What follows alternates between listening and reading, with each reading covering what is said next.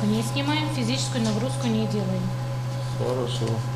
Эти слова Руслан Котиков слышит далеко не в первый раз. Каждые 2 месяца, как по расписанию, он оправдывает свое почетное звание активного донора, усаживаясь в знакомое удобное кресло. Благодаря постоянному обновлению крови иммунитет значительно укрепился. Болячки практически не дают о себе знать. Более того, появилась энергия, и тело всегда в тонусе. Многим требуется кровь бесплатная.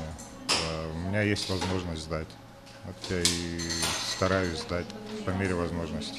Поскольку группа у Руслана Котикова самая распространенная, его кровь самая востребованная. Такого ценного добровольца не отпускают с пустыми руками. В Национальный день донора поддержать акцию решила и крошечная Алия. Среди всей этой суеты для участников она стала символом добра и хорошего настроения. Глядя на малышку, страх и волнение доноров отступают. А кто-то, как, например, активисты Ком-молодежи, на станции частые гости. Решил не оставаться в стороне, а проявить социальную активность и прийти, сдать кровь.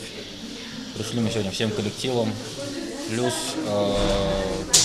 изъявили желание сдать кровь и волонтеры комитета по делам молодежи. Вот и такая богоугодная акция. Решили принять участие. Стать донором можно в любое время, если вам исполнилось 18, а вес не менее 50 килограмм. На республиканской станции переливания крови желающих ждут с паспортом и хорошим самочувствием. Для того, чтобы стать донором, необходимо пройти несколько этапов. Первым делом необходимо узнать группу крови и резус-фактор. У вас вторая группа резус-положительная.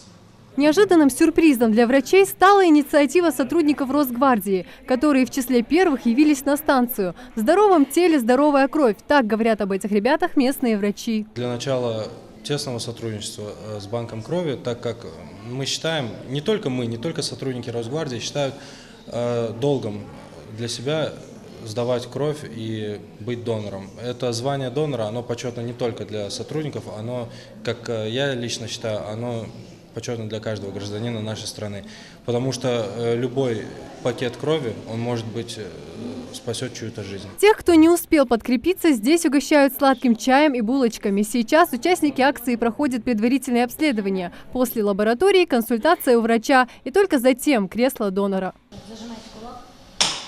Донорская кровь требуется при проведении сложных операций пострадавшим от ожогов и травм, а также при лечении больных онкологическими заболеваниями. Нуждающихся в ней с каждым днем не становится меньше. Потому руководство республиканской станции переливания крови надеется привлекать все новых доноров. Это очень полезно и для женщин, и для мужчин.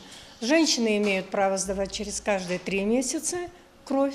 Мужчины имеют право сдавать через каждые 2 месяца. На сегодняшний день в Ингушетии кровь регулярно сдают около 3000 человек. Мужчин среди них вдвое больше, чем женщин. Мы нуждаемся в разное время, в разные часы во всех группах крови. У нас нет такого. Самые редкие – это 4-я отрицательная, 4-я положительная. Но нуждаемся во всех группах крови, и, соответственно, каждый день мы регулируем поток доноров и формируем свои запасы. Социальный праздник удался, а герои сегодняшнего дня будут награждены благодарственными грамотами, книгами и цветами. Марина Муталиева, Хаваш Гойгов, Новости 24.